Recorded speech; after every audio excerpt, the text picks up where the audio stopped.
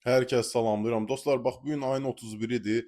İndi keçmişdən qalan bir adət-ənənədir ki, axşamlar 9-da, 10-da oturaq, yeyib-içək və s. Xeyr dostlar, yəni 6-da, ən maksimum 7-də. Vəssalam. Elə nahar vaxtı siz süfrənizi açsaz, yesəz, bundan gözəli yoxdur. Axşam da ki çaydır, meyvə, indi ekstremal vəziyyətdə bir bal da şirniyyat olsa kifayət olar. Yəni şirniyyat olmasa daha yaxşı olar. Yəni ev şəraitində şirniyyat bişirsəz daha gözəldir. Bir daha söyləyirəm ki, bu içki ilə bağlı axşam 9-da indi içirlər 8-də, 10-da, sonra gedib yatırlar. Onun nə marağı oldu ki? Yəni əksinə sən qaraciyəri daha da yükləyirsən.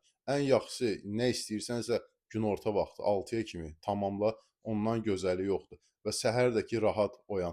Və bəzən olur axşam 12-də, 11-də yeyirsən, səhər durursan, görürsən ki, yemək heç həzm olunmayıb, elə tamı qalıb sənin, yəni ağzında belə. Ona görə bir daha söyləyirəm ki, yəni tez bazar neynirsiz eləyin, 6-ya kimi tamamlayın. Hər kəsə uğurlar.